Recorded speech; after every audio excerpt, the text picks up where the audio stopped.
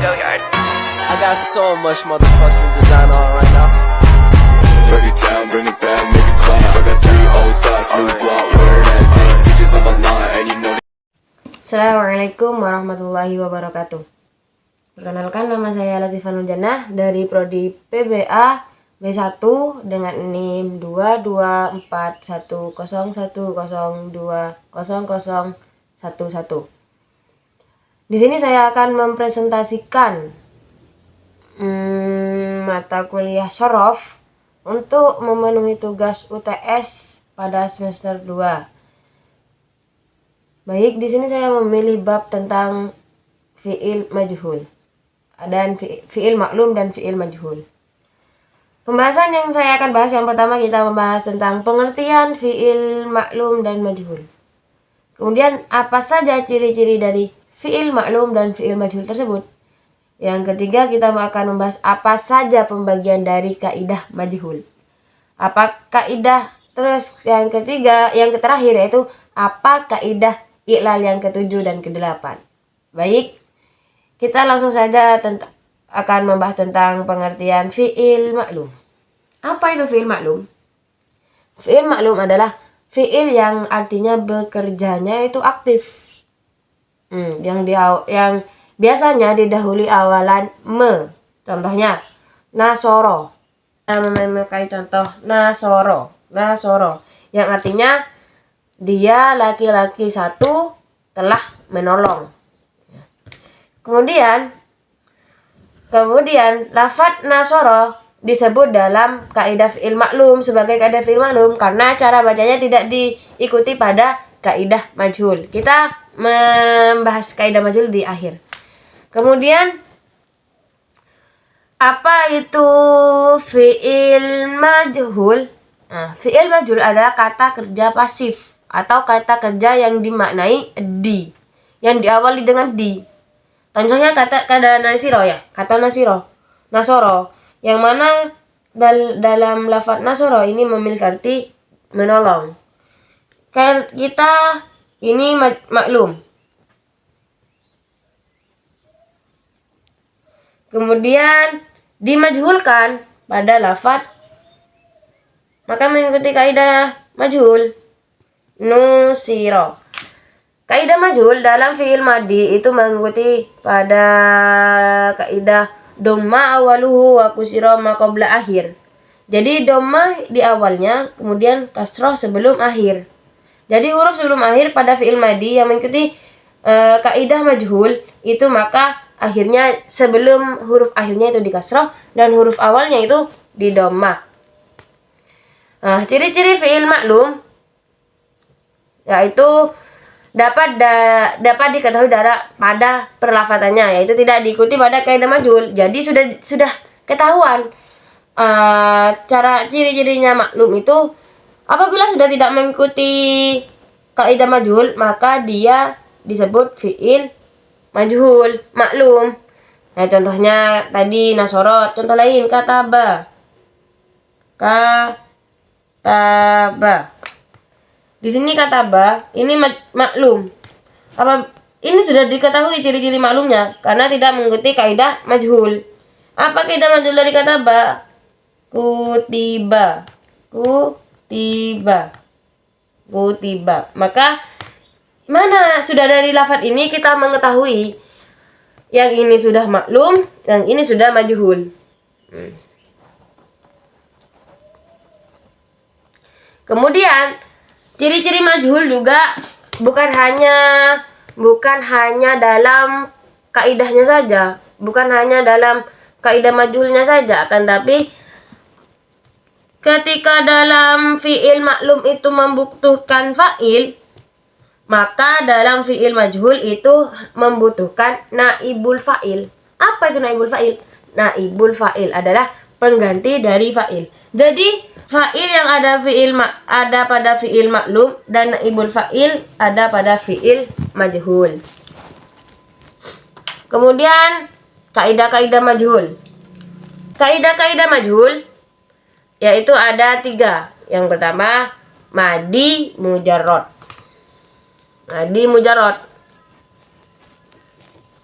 Yang mana tadi yang saya sudah disebutkan, apa kaidah fi'il majhul pada fi'il madi? Dhamma awaluhu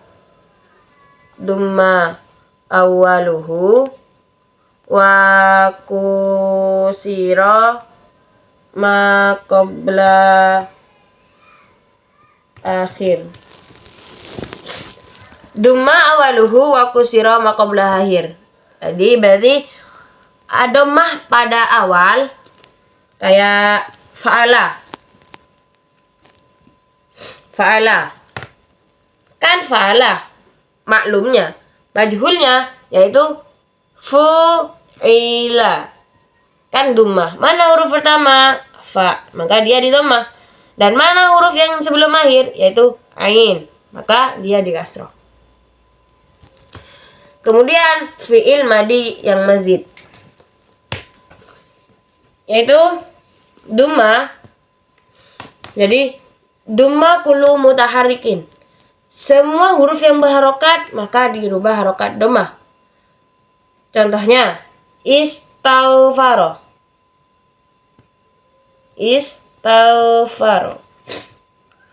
Maka fi'il majhulnya yaitu ustufiro.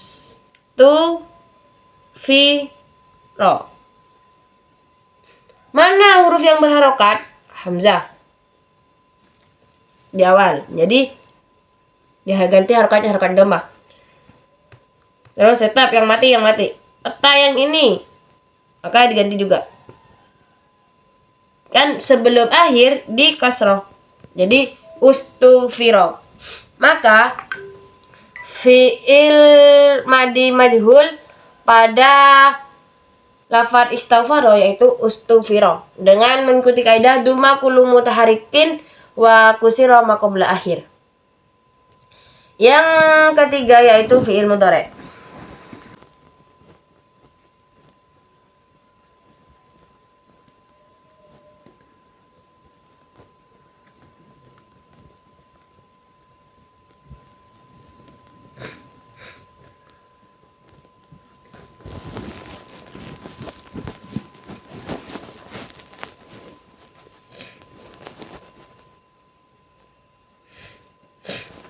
Yaitu dhammah waluhu wa futiha ma qabla akhir.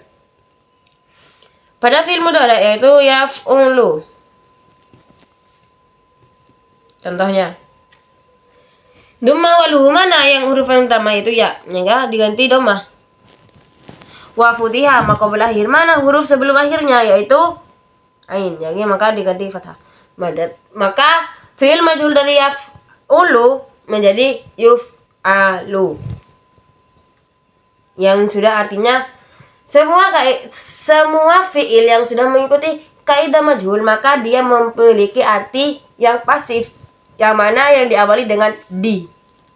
Kaidah fi'il mudhari' ini baik itu fi'il mudhari' mazid atau fi'il mudhari' yang mujarrad tetap memakai kaidah ini. Beda dengan fi'il madi.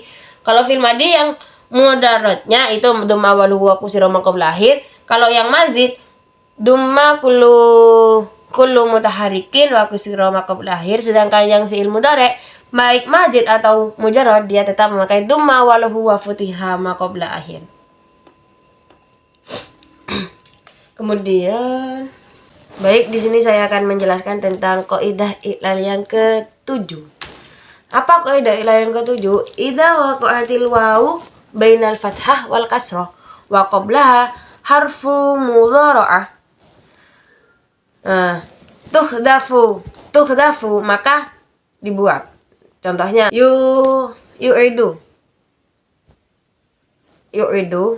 Nah, itu yu'idu asalnya, tapi yang benar itu adalah ya'idu.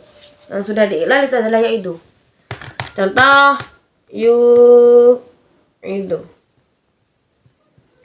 Apa arti dari kaidah yang tadi? Apabila ada wawu yang jatuh setelah fathah dan kasroh, kemudian sebelumnya wawu itu adalah huruf mudhara'ah, maka wawunya dibuang. Jadi apabila ada wawu, nah ini kan ada wawu dan sebelumnya itu adalah ya'idu. Ya'idu contohnya, bukan yu'idu. Ya'idu.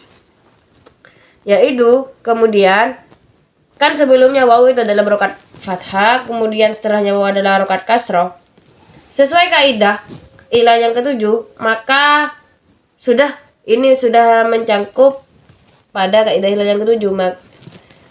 Jadi huruf mudharahnya dibuang, yang mana disebabkan karena ada wawu jatuh setelah fathah dan setelah wawu itu terdapat harokat kasroh, yang mana sebelum wawu ini, huruf sebelum wawu ini adalah huruf mudharah, maka wawunya dibuang, maka menjadi yaidu.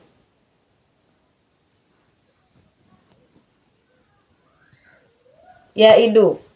Di sini yaidu sudah diilan. Yang pertama itu karena wawu jatuh setelah fathah dan sebelahnya wawu itu adalah kasroh, dan kemudian itu adalah sebelum wawu itu adalah huruf mudharah, maka wawunya dibuang menjadi yaidu. Sudah, tutup aja. Kaidah yang ke-8 yaitu idza waqa'atil wawu ba'da kasrotin fi ismin au fi'lin ubdilat ya. Apabila ada wawu kemudian dia jatuh setelah harokat kasroh, baik itu dalam isim atau fi'il, maka wawunya diganti ya. Contoh yang dalam fi'il, rodiya.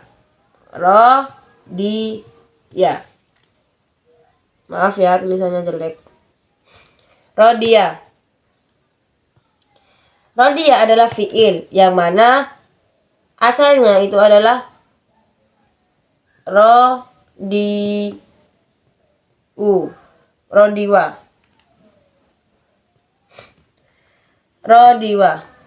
Dia dirubah ya, asalnya itu adalah mengikuti iklal yang ke-8.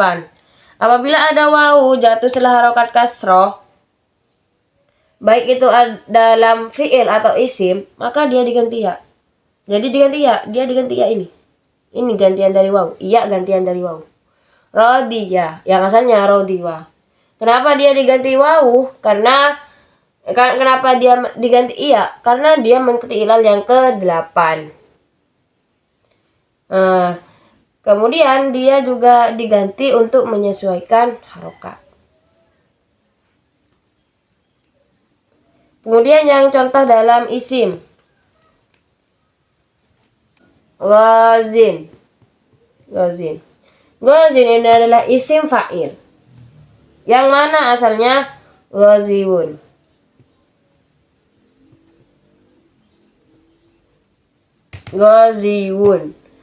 Dia menjadi ghazin dikarenakan mengikuti iklal yang ke-8, yang mana apabila ada wawu jatuh setelah harokat kasroh, baik itu isim atau fi'il, maka dia diganti iya. Jadi asalnya ghaziyun. Karena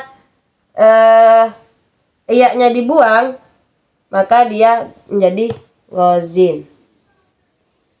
Sudah, cukup sekian presentasi dari saya. Kurang lebihnya saya mohon maaf apabila ada kesalahan. Itu dari saya sendiri yang kurang memahami. Mungkin cukup sekian dari saya. Wassalamualaikum warahmatullahi wabarakatuh.